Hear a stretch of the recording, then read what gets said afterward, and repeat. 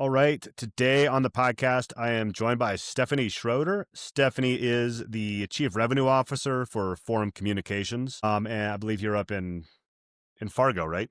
That's correct, Is yep. that where you're located? Fargo, North Dakota, like the movie. Yeah, that's honestly that's my biggest association is the movie and the show. But You're not alone in that. yeah, I'm sure. I'm sure. Anyway, thanks for coming on the show. I appreciate you taking the time out of your day. Yeah, of course, thanks for having me. Yeah, yeah. So I usually start this show. I just like to hear if you could just tell the audience and myself, because it's our first time meeting, a little bit about your background, your career background, and just kind of your story in local media. Yeah, of I'd love to course. hear it. Yeah. So, I actually did not have media experience before coming to Forum Communications. So, I joined Forum Communications in 2018, and prior to that, I worked as a vice president of marketing for a healthcare benefits company. I happened to see that Forum was looking for a chief digital marketing officer at the time, and a lot of the qualifications sort of lined up with what I had been doing, and so was like, media industry is something I don't have a lot of experience in, but everything else sounds right up my alley. And so I kind of threw my name in the ring and met with the team here and just really liked what I heard, liked what they wanted to do, which was really bring someone in to help spearhead digital transformation. And so I was fortunate that they were willing to take a chance on me, and I joined the Forum team in 2018, and was definitely a bit of a learning curve. I was really lucky though because they had two consultants who had basically led digital transformation for large media organizations who I was able to kind of learn from in my early days with Forum, and that was just instrumental in helping me learn the ropes and really learned a lot from them. That's great. So my next question I kind of had was I'd like to hear about a little bit more about Forum as an organization and your day to day. But as part of that, it's interesting you came in as a marketing director and you're in chief revenue officer now. I'm curious how you kind of made that move. And if also you could tell me your day to day as a revenue officer and a little bit more about the org too. Yeah. Yeah, I think just it was a pretty natural progression actually. So I did join the organization as kind of the head of marketing. And at the time, Forum did not have a marketing team. So that was one of the first things I did when I joined Forum is build a team of people around me who could help, in leading this digital transformation. We stood up our digital subscription strategy at the organization, and things just kind of kicked off, and we were very fortunate that we had a lot of success with what we were doing, and so naturally we just sort of expanded our scope. So, we've always sort of been in charge of subscriptions, and that's still the area that I largely oversee. But now, instead of kind of strictly overseeing the marketing organization, I oversee audience, circulation, analytics, and our customer success team as well. So not a lot has changed. I guess the chief revenue officer role is the main reason why I moved into that role is we learned as we kind of kicked things off that subscriptions and advertising tend to like to compete with one another a little bit, Mm. not on purpose, but you run into things where you get an idea of a way you could grow subscriptions, but that might negatively impact advertising and vice versa. And so they really wanted my focus while I was still in charge of subscriptions to also really be cognizant of how the things that we were doing were going to influence the advertising business as well. So we just really work really closely with our advertising team in a way that maybe we didn't when I first joined the company. So you asked a little bit too about Forum. So Yeah. Forum is a family-owned media company. We have three kind of core divisions. We have our newspaper division, our broadcast division, and then our commercial print division. And of course, I'm in the newspaper division. Our news titles span 25 plus newspaper and digital news websites across the upper Midwest. So we're in North Dakota, Minnesota, South Dakota, Wisconsin, and Iowa primarily, but our readership kind of expands all over the place. And so, like I said, my role as chief revenue officer, I'm really heavily focused on our subscription business, but also, of course, collaborating with all of our departments throughout the organization, in particular, our advertising team to make sure that we're not competing with one another for revenue, but we're collaborating to make sure we can grow the revenue across all of our divisions. That's great. And I'm going to go a little out of order here because you mentioned Yeah. that you're really focused on subscriptions. And I love that piece about subscriptions fighting with advertising. I never really thought about that. I'm not in a journalism organization myself, but that Sure. that makes sense when you kind of say it like that. But in Yep. terms of subscriptions, I saw a post from a little while back when I was kind of doing my prep. And I don't know if you've hit the number or not, but I know you're very close to growing Forum's digital subscriptions to nearly 100,000, which is super impressive. Can you tell us a little bit about that story, how you kind of approached that, and any tips for other maybe smaller to mid-sized local media companies looking to grow their digital subscription base? Of course. So we did hit the number. So just maybe, Nice. Congrats. thank you. Yeah, maybe a month or 2 months ago, we officially surpassed 100,000 digital subscribers across our footprint. So that includes all of our news brands. So that was a huge milestone for us in particular because when I joined the company, we were 100% print. So that was back in 2018. We launched our very first paywall at the summer of 2019. So it took us maybe a year and a half from the time I joined the company to really like get our strategy under us, to figure out all the technology implementation, to figure out how we were going to get all these different news publications kind of transformed in a way that would embrace digital. And so it took some time to just kind of launch. And then in 2019, we launched our first paywall, rolled out subsequent paywalls on all of our sites after that. And so to get to 100,000 subscribers kind of 6 years in and have 2/3 of our subscriber base right now is now digital only. So we're really, really proud of that. We're very excited to see that we're now actually growing subscription revenue year over year. And I don't know that there's a ton of media organizations that are experiencing that right now. And so, yeah, we're really, really excited to see what we've been able to do. Yeah, yeah, that is that is impressive. It's growing. There, do you have any like during? I mean, that's a long journey. I think you said 6 years of growing Yeah. that number of subscribers. Are there any? I'm just curious on the good or the bad side. If there's any like stories or maybe initiatives that kind of flopped or ones that worked spectacularly, just for other listeners, kind of in the space, the off the top of your Yeah. head. Um, there's not like one specific thing that comes to mind. I certainly know that we've had things that have flopped, but I would say just in general, one of the things that we really embrace that I think has been instrumental in our success is just sort of this test and learn philosophy. And so when I first came on board, that was one of the first things our consultants really instilled in me is this being willing to experiment because everything that we did throughout these last 6 years was something we had never done before. Especially me because I had not come from the media business, but really for all of us, we had never been a digital media company before. And so they really instilled in me, you know, be willing to try things and be willing to fail at them and then be willing to move on really fast if it fails. And so one thing that I would encourage others who are either just starting out or maybe they're looking to grow or try something a little bit different is get really good about how you experiment. So like set parameters around how long you're going to try something for. What are you looking to measure? What's your thinking of your hypothesis? Like what do you think would happen? And it's okay if you're wrong, but just spell it out beforehand so you know exactly what you're testing. And then once ended that time frame, you have to go back and actually measure the results and see what happened. And what I really like about that is with experimentation, there's really no such thing as failing. Like you can have an experiment that, like you said, flops, but it's not really a failure because everything that you do that doesn't succeed, you learn from that, and then you know, "Okay, well, that didn't work, so we're gonna set that aside, and now we're gonna try something different." And especially with us, we have, like I said, 25 plus titles, so a lot of times we don't wanna launch something 25 plus times and then have it fail. That's a lot of wasted effort. Yeah. So instead, we'll launch it on 1 site or 2 sites or a handful.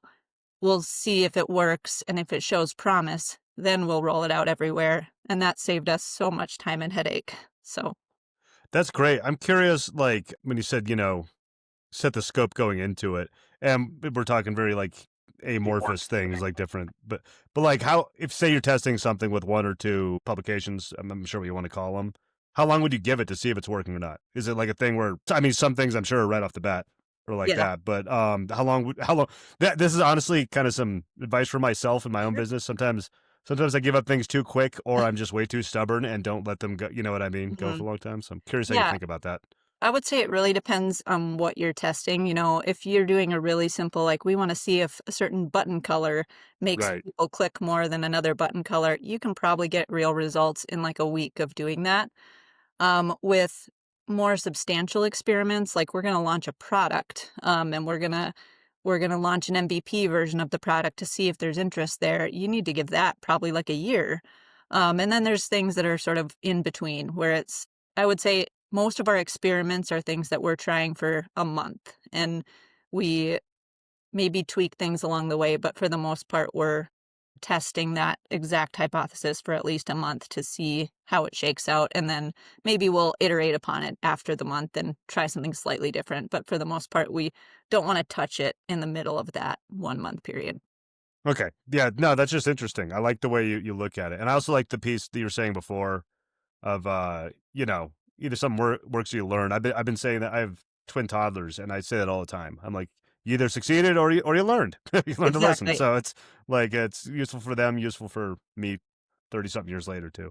Another Um, thing I like about that is it kind of like takes any sort of debate out of the equation. Not that there's a lot of debate necessarily that happens, but there's never really like, oh, that's a bad idea because you can just try it. It's an experiment. We'll try it. We'll see if it works. We'll see if it doesn't.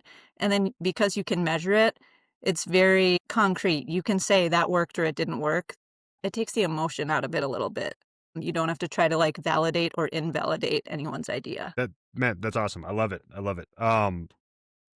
So going back to, I kind of went out of order on my questions That's before, okay. but we've talked a lot about subscriptions. We talked about your day to day as a chief revenue officer, um, and you kind of touched on advertising versus subscription. I'm just curious, what are you don't have to share numbers, but what are the different revenue channels you're focused on at Forum? Like maybe if it was a pie, is it mostly subscription, a little bit of advertising? Is there anything else going Yeah, we on the top line? Yeah. We have about a 50-50 split between our focus of advertising and subscriptions. Okay. So it hasn't always been that way. We've, I think, historically been a little bit more heavy on the advertising side. And only recently did we shift to where we're a little bit more subscriptions heavy now. So, but ultimately, like I said, we truly believe we need both parts of the business working in tandem to be Hmm. successful. There's never like a one is more important than the other. We are always working together to make sure that our subscriptions and advertising businesses are collaborating rather than competing. Okay. I just wasn't sure if there were any other ones also. Like, a lot of local media companies are doing like events and stuff like that. That one comes to mind. Yeah, we haven't broached events yet. One area, and this sort of fits within subscriptions and advertising, but that I would call out that's newer for us is streaming. Hmm. So we have just recently launched an app called Midwest Sports Plus, and it's a local high school sports streaming product. So we go to local high school sporting events and we broadcast those games live from the stadium or arena, and we have an app where people can go and if they're not present at the event, they can watch it and subscribe to that. And so that's really something that we've seen a lot of success with early on. We since we have a broadcast division, we have another app called WDAY Plus, which is very similar, but it expands beyond sporting events into the news broadcasts and podcasts and other things as well. So we saw a lot of great success with WDAY Plus, which is what inspired us to kind of venture into this Midwest Sports Plus territory. And I would just say that streaming is something that we're really excited about right now and kind of venturing into more and more. So a lot more focus on video content, more focus on live content production, and yeah, it's kind of a main focus for us. That that's great. It's funny, very very timely. The sports broadcasting thing. This morning, I have two nieces they're great athletes, and they're playing in the state volleyball quarterfinals in Okay, Omaha, or no, Lincoln, Nebraska, and we're in Western Colorado. And I have my business. We have toddlers, and we had I think it was not your app. It was something different. I'm not sure the sure. name of it, but like a sports streaming app, and it was amazing. It was so cool. We could see our family in the stands. We watched the whole game. We're cheering and everything. That's a really great way to make the connection on the local side. Like my wife and I were literally like, "This is so awesome," versus like when we were in high school. Well, That you can see this like in high def in real time is great. Exactly, and that's exactly the type of, reason why we launched the app is we hear from so many that, they can't make it to the game, but they still have Hmm. so much interest in watching it, and so we wanna make it more accessible and bring that coverage to our audiences, and prep sports in particular has always been one of our most successful content channels on our news sites, so it's kinda naturally makes sense that we would kind of go deeper into that space with video. Yes. Yeah. Very interesting. That's very cool. So, I mean, you've grown over 100,000 on your subscription base, and that's kind of been your main thing. What else is your focus heading into 2026 in your like scope of chief of revenue? Any new experiments? Any new initiatives you're doing? Just growing that subscriber base. Yeah, How are I you think looking at it? I think one of the things that we're focused on right now, and we've already started dabbling in it a little bit, is creating more dynamic paywall experiences. So when we first launched, I think like most media businesses who are just starting out with digital subscriptions, it's convenient to sort of do the one size fits all approach. You set a certain meter limit, decide certain types of content is free and certain type of content is premium, and that all works and that kind of gets you off the ground and helps you start learning about your audience. But over time, I think everybody learns that it's really hard to do sort of a one size fits all rule set. And so we've been really starting to venture into dynamic paywalling and catering our paywall experience and even our website experience to a degree based on what we know about the audience who's visiting us. And so we're just starting out with that, so we're gonna continue and do more of that in 2026. Um, I'd say that's one big focus. And we're also kind of in the process of experimenting a little more with our cancellation flows. One thing we're really big believers in is you should make your cancellation flow easy. Make it super easy to find, make it super easy to complete. I know sometimes that seems like controversial or counterintuitive, but what I really believe in is that when we first started this whole journey, I guess, people would talk about subscriptions as almost like a linear timeline. Someone comes to your site, they register, they subscribe, and they cancel at some point, and that was sort of it. And I really think the subscription journey is more of like a circle. We're seeing more and more people, they register, they subscribe, they cancel, they resubscribe, they cancel again, they resubscribe. It's just sort of a never-ending process. It's just like what you do with streaming services. So I think when you hide your cancellation button or your experience or you make it super complicated, all you're doing is you're cutting off that circle and you're not encouraging those readers to come back and support you again. And so that's something that, we've embraced, making the cancellation flow visible and easy, but we're continuing to kind of experiment with how we can make it even more effective at still trying to keep those people, but in a way that isn't tricking them. We want them to want to stay once they hit that flow. Yeah, I commend you on that. Just speaking as a consumer, not necessarily of local media or something, but any company. Anytime I want to, yeah, if I wanted to cancel Disney Plus for a while and it's incredibly hard, that is going Yeah. to soil their reputation in my mind for a Hmm. long time. And you don't know people's situation. Maybe they're between jobs and this isn't the top Right. priority for them to be paying right now, and they're fully intend to come back. So I applaud that. It's great. It makes you want to not come back, right? When you're like, Yes, oh, that was yes. so frustrating. I'm never going to do that again. I have I have some brands in my head. I won't sully their name on this podcast, but yes, I completely agree. I'm still holding some grudges, which is probably not super healthy, but that's okay. Um, so let's flash forward 5 years. I like to ask everybody this question in one way or another. I'd love to hear what your predictions and hopes for, I would say, the local media industry at large, but definitely for you and Forum in particular. I'd love to hear how you'd like it to go and where you see yourself in like 5 years. Sure. Okay, so you said hopes and predictions. Yes. A prediction that I have, and I don't know, this could be wild or maybe it's obvious. I think more and more media companies are going to start experimenting with layouts and content that prioritizes video, almost in that like swipeable fashion of Instagram Reels and TikTok. I think we're going to see more people prioritize video, but also prioritize experiences that put video first and that sort of let readers have a short attention span and decide if they're interested in consuming that content. I would also say this is probably more obvious prediction, but media companies are going to continue struggling with where AI fits in their business. Do we use it? Do we stay away from it? And if we do use it, where do we use it? And is it going to work for us? There's all sorts of questions like that that even we're grappling with right now. And I think everybody is. So I think that's going to continue to come into play. As far as hopes, I obviously would just hope that Form can continue to expand our impact. So whether that's expanding our geographical footprint, like we've been doing with Midwest Sports Plus, which has been great, or just continuing to grow our advertising and subscription business within the footprint that we're in already. Yeah, and I hope that people embrace some of the new things that we've been trying. We've been launching a lot of new products in recent years, and I think again, just it doesn't seem like that's a lot of media companies are able to do that. And so I feel like we're really fortunate that we're investing in new areas. You hear so much about cuts in the media industry and things going away. And I just feel so grateful to be part of an organization where we're investing in adding new things and trying new things. And so I hope that we can continue that and that we can see those things really come to fruition and be successful. Yeah, that's great. So, I usually add this into the questions, but I didn't in when I sent you. But you kind of brought it up there yourself. So we've got a little bit more time.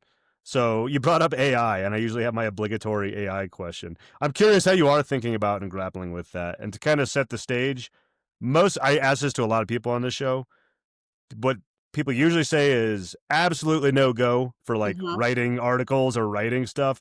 But I've heard a lot of interesting stuff of other ways that's being used in the business and everything and for speeding up processes. But sorry, I don't want to answer the question Yeah, for you. no, I'd like that's to hear what you're okay. thinking. So I feel like AI is something that every single department in our company is talking about every single day right now. And a lot of it is should we use it and how should we use it? And is that risky? And is that going to, make people trust us less? And the number one most important thing is whenever we do use AI, we are extremely transparent about how we're using it because we never want to lose trust with our readers. There's a guy on my team who often says he thinks that AI isn't going to replace humans. A human with AI is going to replace humans. And I like that because I think we're really looking at ways that AI can be used alongside human capital to just make things more efficient. So we're not trying to replace that skill set. We're trying to make it so that you have the time to do things that are more impactful by shoving things off to AI that maybe are kind of the monotonous, repetitive tasks. So I know that's kind of like high level. I would say more specifically, the ways that we're using AI, we're looking at things like should we re explore what search looks like on our websites instead of keyword searches, which seem like they're kind of going away? Should we allow readers to sort of interact with our search the way they interact with ChatGPT, searching a full on question and then giving them AI generated results that come from our articles and content that we've pre approved? That's one sort of use case that we're talking about. And also just like production efficiencies. So we have articles that get cut down to various lengths for print production. So rather than having a human take an article that's been written by a journalist and try to pare it down, is there an opportunity to use AI not to rewrite the article, but just make it more succinct? We've found that that's a little bit challenging and also sometimes a bit controversial. So I don't think we're at a point yet where we exactly know how we're going to leverage AI. We just know that we want to try a bunch of things and some things are going to work and some things aren't. Yeah, it's a mixed bag. I think my opinion on AI is it's bad branding, the term AI. Hmm. I think if it was not called artificial intelligence and it was some kind of new software or something, it wouldn't be as controversial. I Like, agree. and all the weird AI slop out there, that stuff's awful. That was stuff a bad rap. But like the actual use cases Yeah. are super interesting and it's not going anywhere. And I think it's going to help businesses all over the place improve. So, Yeah, it's um, definitely become a buzzword, that's for sure. yeah, I just don't think they should have called it that out of the gate. Doesn't seem that intelligent to me if I ask it something and it just gives me the wrong answer, which it does seem to try to do every day. Okay, I think we covered just about everything. Stephanie, where can people find you online? What do you want me to link to or promote? Yeah, I'd just love to hear about all that too. Yeah, so me personally, I love when people connect with me on LinkedIn. So you can find me there, Stephanie Schroeder. Look for Forum Communications in my bio. I love connecting with people there because one thing I love about the media industry is like everybody is so willing to help each other. It's like we're all sort of part of this greater mission of wanting media to succeed. And so there's so many people I've connected with on LinkedIn, and we've had a call and tried to figure out ideas together or give me a feedback on a vendor, things like that. So always open to that. And then if in terms of kind of like exploring more about Forum Communications, our corporate website is forumcom, forumcomm.com.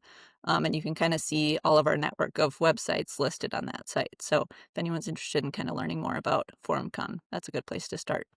Cool. Yeah, I'll link to all that so you can just scroll down in the podcast app if you're listening and click on it from there. Yeah, but by the way, just I like what you said about LinkedIn. I'm a big fan of LinkedIn. I used to not care for it. I meet everybody for this podcast, like everybody. It's and like calls that aren't recorded too. I've had a lot of met a lot of interesting people.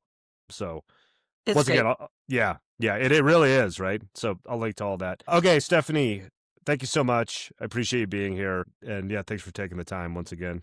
Of course. Well, thank you so much for having me. It's been fun chatting, Yep. Paul. Thanks. Have a Thank good you. one.